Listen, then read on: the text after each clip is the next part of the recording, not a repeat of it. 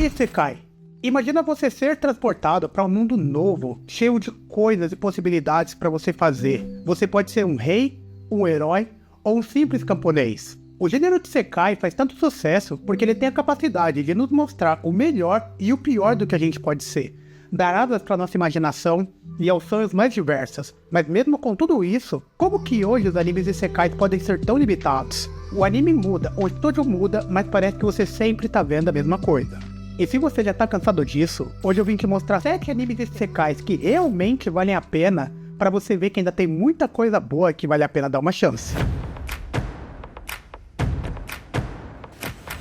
Oi, seja bem-vindo ao Rato de Anime, meu nome é Edson, e a primeira coisa é que quando a gente fala de Isekai, hoje em dia todo mundo engloba várias coisas, mas os principais são 2 subgêneros. O próprio Isekai, onde o protagonista ele é transportado do nosso mundo para um outro mundo, normalmente medieval com magia, e o gênero de Tensei, onde o protagonista morre no nosso mundo e reencarna como uma outra pessoa num mundo diferente. Mas aqui nessa lista, tanto Isekai como Tensei dá na mesma coisa, porque só muda o jeito que o protagonista vai parar em outra história. A partir daí é tudo igual. Mas o melhor exemplo que eu posso te dar para abrir essa lista aqui é Komudesuga no Nika, o Isekai da aranha. De toda essa leva de novos Isekais de transfiguração, em que a pessoa retorna para um outro mundo como uma geladeira, como uma espada, como um cachorro, os melhores é o do Slime e esse aqui da aranha. E eu acho que o grande mérito de todo anime Isekai de transfiguração é que ele pega a gente só pela premissa de esperar pra ver quando que o protagonista ele vai virar uma pessoa de verdade. Às vezes a história nem é tão legal, mas você acompanha só por isso. O que não é o caso desse anime aqui, porque a história de Komudesuga é muito boa. E pra quem não conhece Komudesuga, conta a história de uma sala de aula onde teve uma explosão mágica, todos os alunos morreram e foram reencarnados num outro mundo com magia. Só que a diferença dessa história aqui é que enquanto quase toda a sala reencarnou como seres humanos ou elfos, a nossa protagonista foi a única que reencarna como uma aranha, e no lugar dela ser reencarnada no reino principal junto com todos os outros alunos, ela foi reencarnada na pior dungeon daquele mundo. E daí a gente vai acompanhando a história dela como aranha, indo se desenvolvendo, criando novos níveis, novas armaduras, novas carapaças, e se transmutando até que um dia ela se torna um ser humano de verdade. E aqui uma pegada parecida com o Slime, quando ela chega nesse ponto, ela já é super overpower. Mas o engraçado é que você espera 24 episódios de 2 temporadas pra ver a protagonista deixar de ser uma aranha pra virar um ser humano, e quando você vai prestar atenção, na realidade, você já tá vendo a forma dela como humana desde o episódio 5. Só que o anime da aranha trabalha com 2 linhas temporal, uma no passado e uma no presente. Mas eu vou te falar que cá entre nós não é tão difícil de encontrar com o Moko. Se você reparar que, a Shiraori que tá aparecendo ali, ela tem um cabelo branco, esquisito, é o mesmo tom de pele da aranha, os olhos dela um vermelho escarlate, a mesma cor dessa outra aqui. Será? E a aranha ela vende a obra inteira, você acompanha o anime todo só por conta dela. Agora vamos com esse Isekai do herói precavido, Konoyusha. E eu vou te falar que esse daqui é um dos animes mais da hora que eu já assisti e um dos mais surpreendentes que eu vou poder te contar, porque se liga na premissa. Aqui a gente tem um panteão de deuses que eles são responsáveis por cuidar de um multiverso de planetas e cada um tem a sua dificuldade que vai do nível E até o nível SS, SS+, e daí a gente acompanha a Risha, que é uma garota que foi promovida recentemente ao status de deus elevada e ela recebe a missão de resolver os problemas de um mundo classe S. E pra isso ele invoca o Seiya. Só que a parada é que o nosso protagonista ele é extremamente precavido e ele não sai de casa pra beber um copo d'água se ele não meter 300 flexões primeiro. E como na teoria Deus equivocou ele, ela não tem grandes feitos de poder, ele não consegue respeitar ela pra nada. Ele esculacha a coitada da deusa o anime inteiro. São praticamente 10 episódios dele tirando o sarro dela, até um ponto que a bichinha chega a ficar deprimida de tanto que o Seiya esculacha com ela. E se fosse só por isso, o anime já seria legal, porque ele tem punches de comédia muito bom, ele é praticamente um anime de comédia com ação. Eu diria que ele é 80% comédia, 20% ação. Só que quando você chega a partir do episódio 10, o anime dá uma virada. Sabe quando ele dá aqui 360 e muda completamente o que você esperava? Porque a partir desse ponto, a gente descobre que no passado existiu um outro herói que foi acompanhado da sua esposa e também estava resolvendo as missões de um outro planeta que era a classe S. Só que esse herói, ele acreditava que ele era forte o suficiente e por conta disso ele confiou tudo na capacidade dele e não se preparou, não treinou. E quando ele foi enfrentar o último boss daquele mundo, que no caso era o Rei Demônio, o Rei Demônio era muito mais forte que ele, acabou massacrando toda a party que foi acompanhando ele. Ele matou a garota que acompanhava ele, que por coincidência também era mulher daquele herói, e no fim matou ele também. E o que isso tem a ver com a nossa história principal é que esse herói era o Seiya e a garota que estava acompanhando ele era a nossa deusa, a Arisha. E por conta disso, como aquele panteão de deuses se sentiu sensibilizado pela história dos dois, até porque a garota também estava grávida, eles elevam a alma dela e reencarnam ela como uma deusa, e quando essa deusa tem a chance de invocar a alma de alguém para ajudar ela invoca a alma do Seiya, que era o ex-marido dela numa vida passada. E daí você já entende porque ele treina tanto e porque ele é tão precavido, porque inconscientemente ele tem que impedir que aconteça de novo a mesma coisa que aconteceu com ele numa vida passada. E além do mais, só pelo fato dele ser feito pelo White Fox, que é o mesmo estúdio de Re:Zero, já dá pra entender por que você tinha que dar uma chance.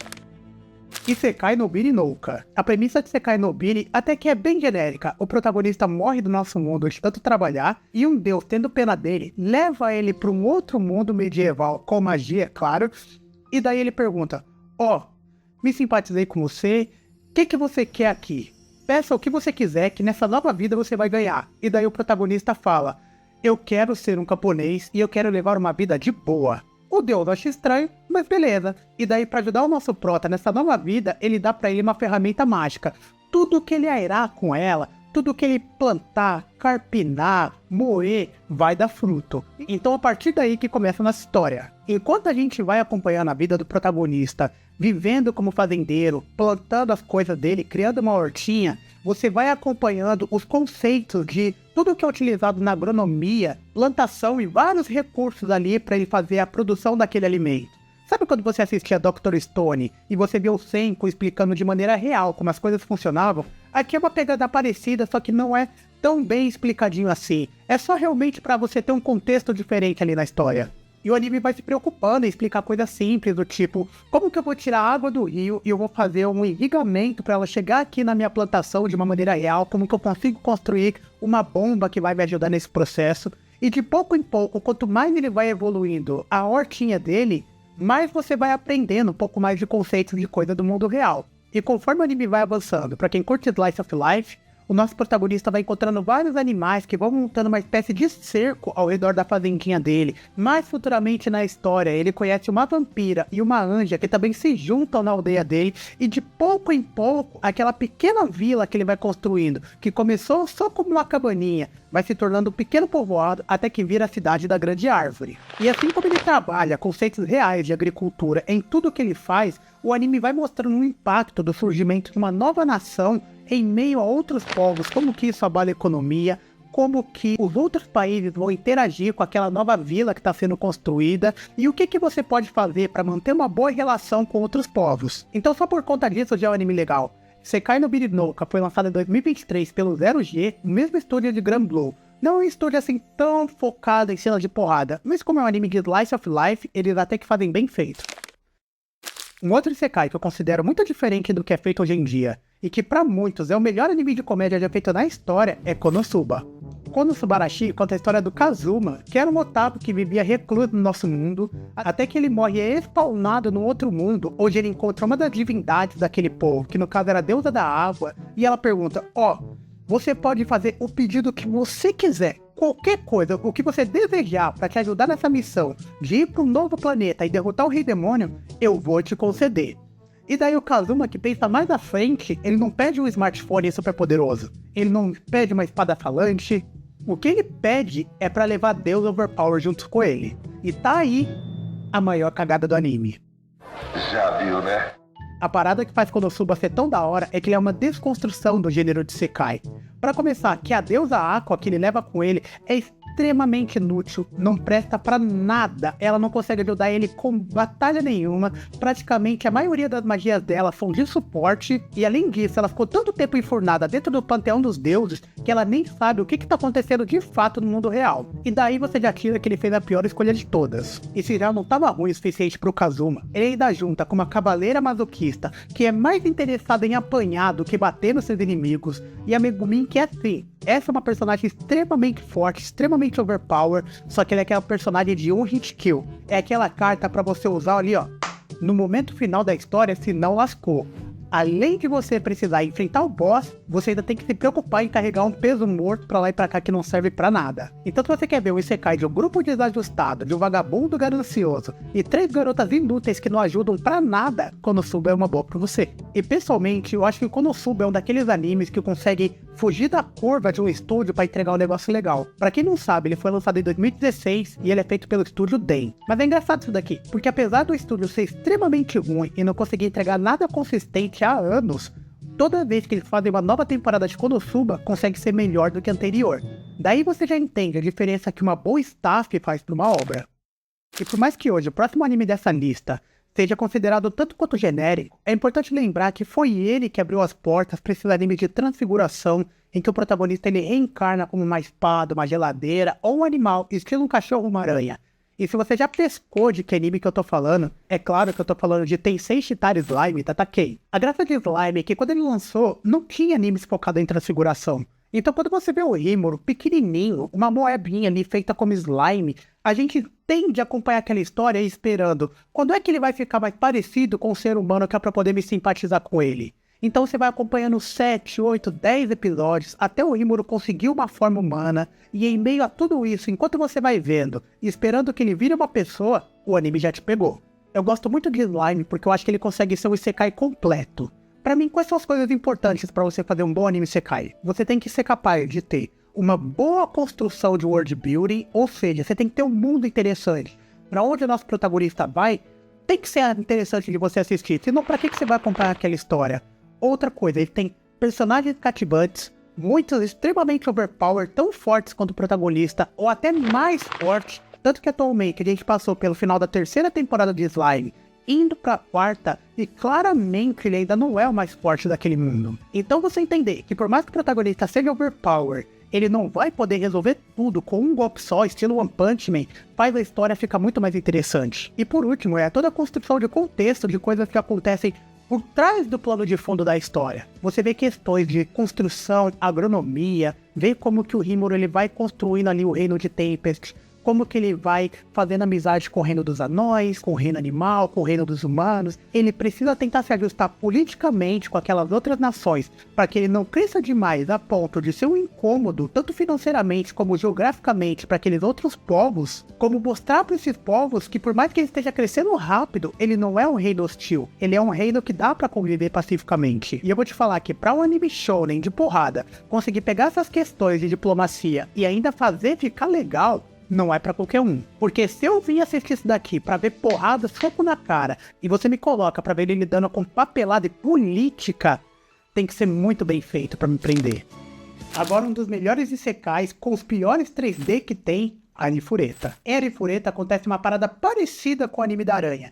É ensecainado toda uma sala de aula para um outro mundo, só que eles não morrem, eles são levados do jeito que eles estão para uma outra realidade. Só que a parada é que o Hajime é o mais fraco de todos, e por conta disso, um dia quando eles estão numa dungeon enfrentando alguns inimigos, ele acaba ficando para trás e de certa forma sendo sacrificado para que os outros amigos deles consigam fugir. E para quem gosta de anime de vingança, Arifureta é um prato cheio, porque a partir daí ele começa a tentar se reerguer lá embaixo naquele labirinto, ele perde o braço dele, ele perde um olho, depois ele dá um jeito de matar o ursão que arrancou o braço dele, fica com o cabelo branco, e você já sabe que se tem cabelo branco é overpower, e daí pra frente a gente vai acompanhando a história dele se reerguendo, saindo desse labirinto e se tornando a pessoa mais forte do mundo. E uma curiosidade legal de Arifureta é que por mais que você veja o 3D e aqueles bichos sejam horrorosos, as coisas mais feias do mundo, quando você vai pro mangá, você se surpreende com a diferença de qualidade da adaptação das duas obras. Como o mangá de Arifureta é bonito, cara. Como ele é detalhado, os bichos têm personalidade, os traços são bem carregados de preto. É uma pena que a adaptação de Arifureta seja feita pelo Asred, que não tem tanto recurso assim e vontade de entregar uma boa animação, porque o material original pelo menos merecia um trabalho com muito mais qualidade do que ele recebe. E por último, eu vou dar uma roubada pra colocar o meu anime favorito aqui na lista, e por mais que ele não seja exatamente um Isekai, você vai entender por que ele tá aqui, e esse anime é Sword Art Online. Sword Art Online foi lançado em 2012 pela A1 Pictures. Qual que era o conceito na época? Você tinha o Kirito, que era o nosso protagonista, e um dia ele compra um jogo num pré-order chamado Sword Art Online, ele coloca o Nervgear, que é um capacete de realidade virtual, e ele entra para aquele mundo de MMORPG. Só que a parada é que a partir do momento que ele entra naquele jogo, o criador do jogo tranca todo mundo lá dentro e você não consegue sair mais. A partir de agora você tem 100 andares para você subir. Se você morrer dentro daquele mundo, você morre no mundo real e a única maneira de você sair de lá é zerando o game. E daí que essa é a graça do anime. Por que eu boto ele aqui na lista? Qual que é o conceito de Isekai? Não é você tirar o nosso protagonista de um mundo onde as coisas acontecem de um jeito e levar ele para uma outra realidade completamente diferente de tudo que ele já conhece e ver como ele vai sobreviver e como que ele vai interagir naquele local. Por isso que eu coloco o Sword Art Online aqui. Quando o Kirito ele sai do nosso mundo e ele é preso dentro do universo de Aincrad, as coisas que vão acontecendo lá dentro são completamente diferentes de qualquer outra coisa que ele poderia ter um estímulo no mundo real. E como ele não pode sair, e se ele morrer lá, ele também morre na vida real, por isso que eu encaixei ele aqui nessa lista. E pra mim o que faz Sword Art Online ser tão bom, é que normalmente quando você cria um anime focado numa realidade de jogo, é muito difícil você fazer com que as mecânicas daquele jogo sejam passadas pra quem tá assistindo de um jeito que você compre e que faça sentido aquele universo. E o Eiki Kawahara era tão bom em fazer isso que ele fez o primeiro universo de Sal. Depois ele conseguiu repetir as mecânicas do desenvolvimento do universo quando você vai para Elfen e até quando você vai depois para Guns Game Online, que é uma outra proposta, um outro estilo de jogo de MMORPG de tiro, ele ainda consegue mostrar para você um universo coeso que faz sentido e que você gosta de acompanhar a dinâmica daquela história. Tanto que existe um spin-off focado só nisso, que é o anime de Guns Game Online, que já tem 2 temporadas. E eu vou te falar que poucos fãs conseguem ser tão felizes quanto os fãs de Sword Art Online. Porque é muito difícil você pegar um estúdio bom e que ele consiga adaptar a sua obra durante todas as temporadas que passaram. E a A1, que hoje é o estúdio que adapta a do Leveling, ela tá desde 2012 entregando temporada por temporada, só melhorando a qualidade do anime. A segunda é melhor que a primeira, a terceira é mais bonita que a segunda e por aí vai. E quando você chega agora, você vê os animes de Sword Art Online Progressive, que reconta a história do arco de Aincrad pelo ponto de vista da Suna. Você compara um com o outro e você percebe, nossa, como o tempo fez bem pra Sword Art Online, como esse estúdio conseguiu melhorar e entregar pra gente um projeto tão bem feito, tão bonito. Você pode até não gostar de Sal, mas o que você não pode falar é que ele não é bem feito. Você concorda com essa lista, discorda? Tem outros animes que você gostaria de encaixar aqui, que você acha que também são isekais que vale a pena? Comenta aqui embaixo, quem sabe eu não faço uma próxima lista com suas dicas. Tchau, tchau!